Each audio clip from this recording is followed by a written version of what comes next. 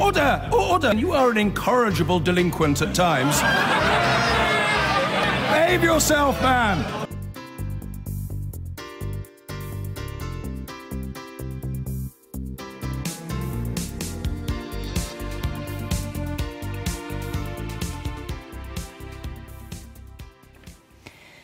The BBC's former China editor, Carrie Gracie, has accused the BBC of acting illegally by paying its women staff unequally and says the BBC must start telling the truth about it. She was giving evidence to MPs following the row at the corporation about unequal pay. The BBC admitted it had inadvertently underpaid her for years and insists that it's committed to equal pay for all its women employees. Vicky Young reports. BBC News making the news with a row about the pay of some of its best-known stars. Carrie Gracie has accused BBC bosses of unfairness and inequality. They insist there's no evidence of gender bias. But female journalists have gone public with their complaints. Today, some turned up at the Commons to support Carrie Gracie. She says she was promised equal pay when she accepted the post of China editor. We knew there was inequality. We didn't know the details because the BBC is extremely secretive on pay, but we knew we were underpaid. And I was determined at this point where I knew I'd give the China job every last ounce of my skill and stamina. I knew I would do that job at least as well as any man. Carrie Gracie described her shock at discovering that two male international editors were being paid at least 50% more than her. She said the BBC was now offering back pay of around £100,000. I don't want that money. That's not what it's about for me. I feel my salary is a good salary. It's public money. That's not what it was about. They're still not giving me equality. As part of a grievance procedure, she said the BBC explained her lower pay. They've basically said that in those three previous years, 2014, 2015 and 2016, I was in development. And she spoke of the strain of being in conflict with her employer. Delays and the obfuscation and the opacity and the belittling of your work, because that's what has to happen if they're not going to concede. You know, they're going to have to crush your self-esteem about your work. Then it was the turn of the BBC's top management team to explain their decisions. First, did they want to apologise? I'm sorry, it went to a grievance, and I said up front at the beginning I'd very much like to resolve the case of Carrie Gracie with her. And I'm sorry this has taken so long, and I'm sorry within this position, yes. Lord Hall insisted he valued Carrie Gracie's work equally to that of her male peers, but the idea that every single editor, home and abroad I would imagine, should be paid exactly the same, I don't agree with. It should not be a matter of gender. Completely agree. Outrageous if it was. But, you know, you have balances between different editors, and we need to be very upfront about what that, as it were, pecking order is. the BBC has promised greater transparency over pay and admits that decisions in the past haven't been consistent. As a large, publicly funded organisation, staff and managers agree that the corporation has to set an example when it comes to equal pay. That means winning back the trust of staff and resolving past grievances. Vicky Young, BBC News, Westminster. MPs witnessed the full anger today of the senior BBC journalist who resigned her role in a row over pay equality. The corporation's former China editor, Carrie Gracie, told them, "My case is just an example of the bigger problem." Juliet Bremner reports. BBC presenters past and present, heading to Westminster in a show of solidarity. They included former foreign correspondent Kate Adie and arts presenter Mariella Frostra. I was so distraught. They were there to support Carrie Gracie. Anyway, then I thought, no, I have to fight. In her battle with BBC bosses for equal pay. BBC management need to stop treating us as some kind of enemy, putting up the kind of fortress with the emperor and his sons behind the fortress wall. No, this is a BBC that belongs to all of us. She resigned as China editor because she was paid far less than men doing the equivalent international editor's job, and the BBC agreed to a grievance hearing. The BBC has said that it inadvertently underpaid me since 2014. The committee also heard she'd been offered back pay of £100,000, but no apology. I just don't know why they do this. Is they've basically said that in those 3 previous years, 2014, 2015 and 2016, I was in development. The new female director of news accepted the lack of women in the list of top earners pointed to a problem. We set about thinking at that point about what we were going to do about this. And this was when we started to think that we needed, rather than put a burden on the licence payer, of addressing it in the direction of paying women more to equalise, we decided that we would try to cut the pay of some of the senior men on the list. But the explanation didn't seem to have eased tensions. The fact that we're still having to talk about equality in pay, about gender equality in this day and age is startling and depressing. This is a fight, according to Carrie Gracie, for all women who feel they're not being paid equally. Juliet Bremner, ITV News. With the centenary of women being granted the vote less than a week away, parliamentarians were today considering the controversy over pay differences between men and women, with the BBC at the heart of their concerns. The revelation that the highest paid names in the BBC News were predominantly men led to sharp criticism by MPs today. They challenged the BBC's Director General for his defence of the corporation's equal pay policy.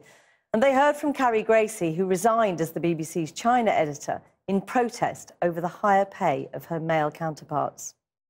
Our business is truth. We can't operate without the truth. If we're not prepared to look at ourselves honestly, how can we be trusted to look at anything else in our reporting honestly? There seemed a complete lack of grasping the point that the BBC are at major fault here. Is that a fair reflection? Is that how you feel, that there's not a major problem here? I think it is an unfair reflection on what I believe. I am absolutely committed to equality within the BBC. There's no leadership. It seems as if it's you're following events. You're not being proactive. You're being reactive. And would you agree that that in the sort of 5 years, Lord Hall, you've been there, that you've let the BBC down on your watch? No, I am not reactive. We have been proactive by bringing in these reforms. Well, it's been a legal requirement for nearly half a century that women and men should receive the same pay for the same work. The gender pay gap reveals a different issue, the gap between pay for all male and all female workers, no matter what their job. Across the economy, women earn 18% less than men, a gap that has narrowed slowly. We're starting to learn more about why this gap exists, because all large companies are now required to publish the gender pay gap for their workforce. Yesterday, the insurance giant Aviva revealed its pay gap is actually worse than the national picture at more than 28%. One issue: who gets the top-paying jobs? For while women make up more than 50% of the company's junior and frontline staff, men hog the better-paid top spots, holding more than 2/3 of senior management roles. Aviva says it's not proud of these figures and is determined to get more women into the top jobs. EasyJet blames its pay gap on a similar problem. 94% of its pilots are men, and that job commands a much better salary than cabin crew or ground staff.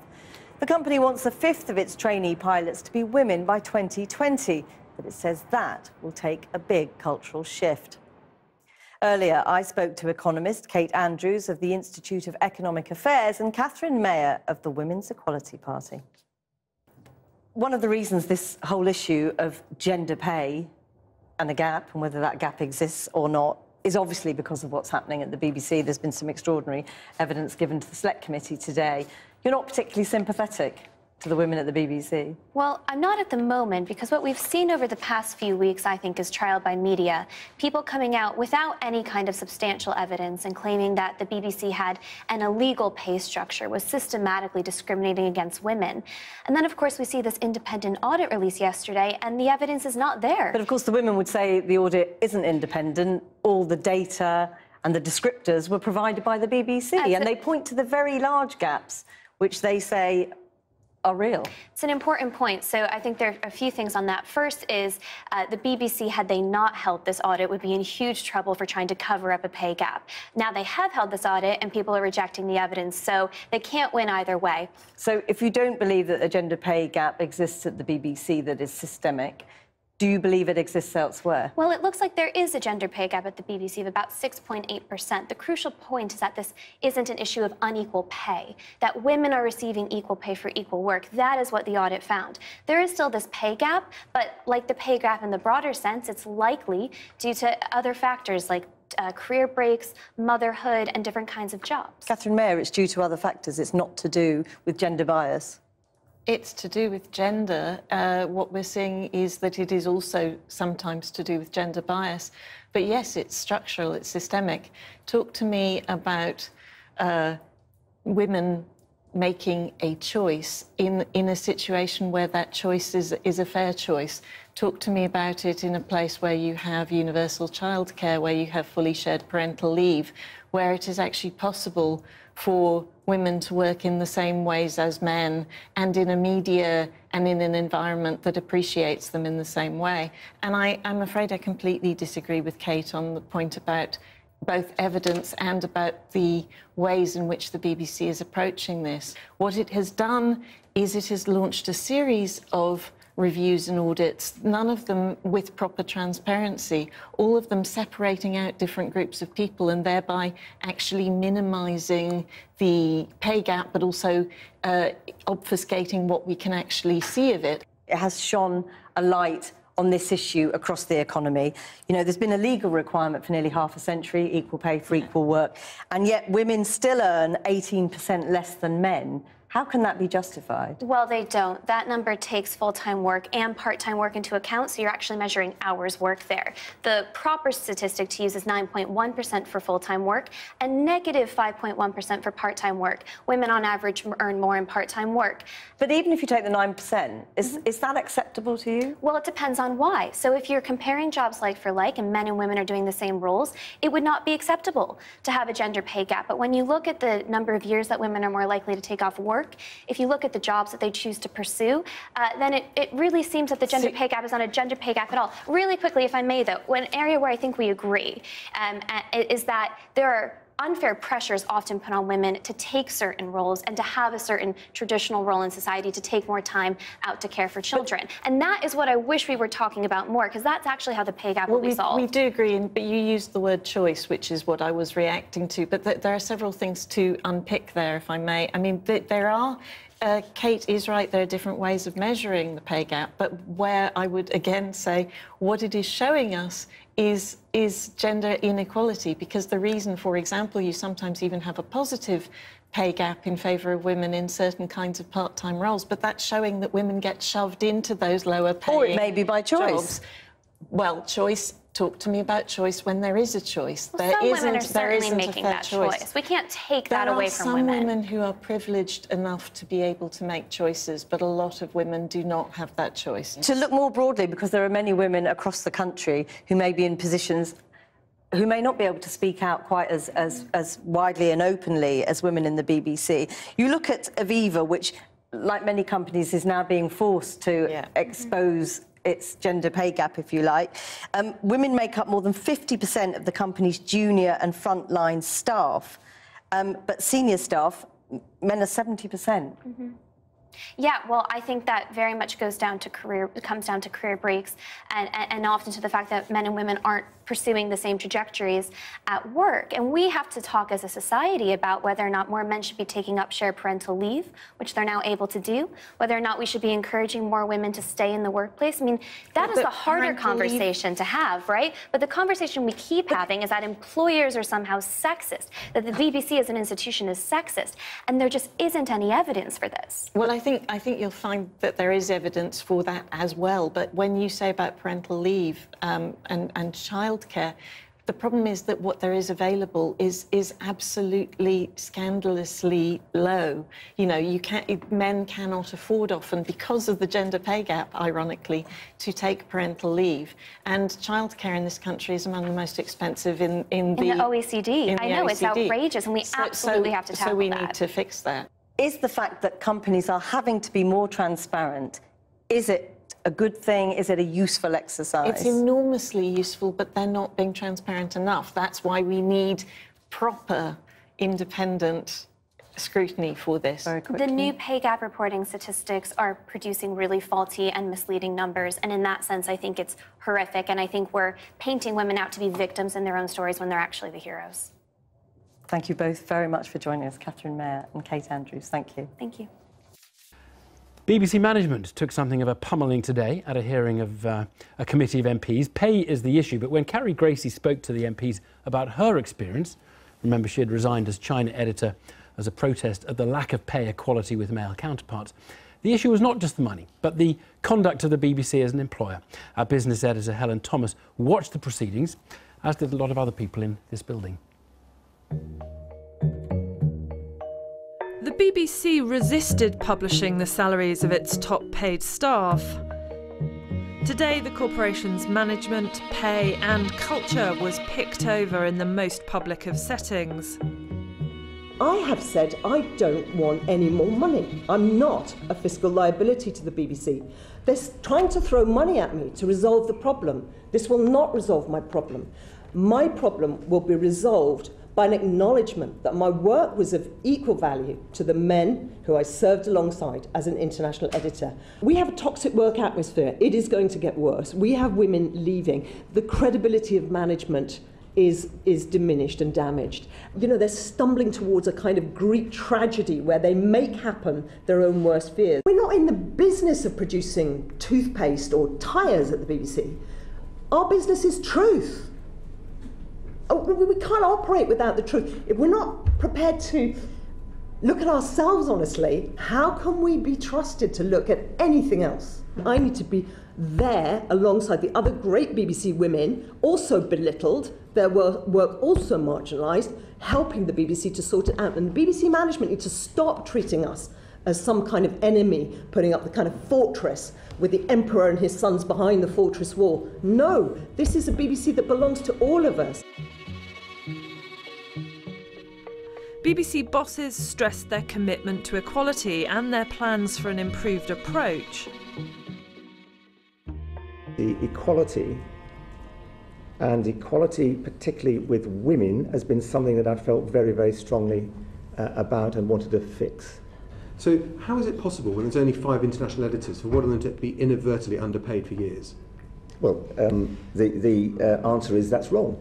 Yeah, but how is it possible? It's not like there are hundreds all around the world, and it's difficult to keep track of who's doing what. Yeah, what we are doing going forward is saying we want to make sure that we keep these things regularly under review. We're upfront about it so that we don't get the point where the band between someone who's a low-pay editor, say, if we're taking the editor's say, and the top-pay editor is not justifiable. The purpose of the approvals has been very much about controlling costs, not about ensuring equality or ensuring fairness. And that's been a mistake.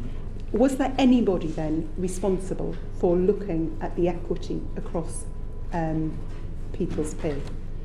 I think that would have been done within news. So who would that be? I think that we are accepting that it wasn't done within the news. Is there any differential which is justifiable? And we think that there is. Of course there is. And I think that this is based on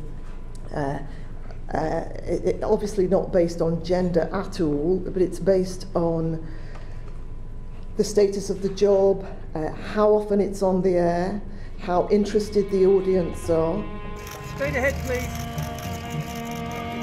BBC management spoke about their detailed plans to do things better. How they intend to address the specific grievances of BBC women was less clear. Well, Helen is with me now. I mean, Helen, dramatic testimony, actually, and people were absolutely gripped by it. Did we learn much new from Carrie Gracie about her We case? did, actually, and as you say, it was dramatic, it was emotional, it was very passionate. But she says she's been offered nearly £100,000 in back pay.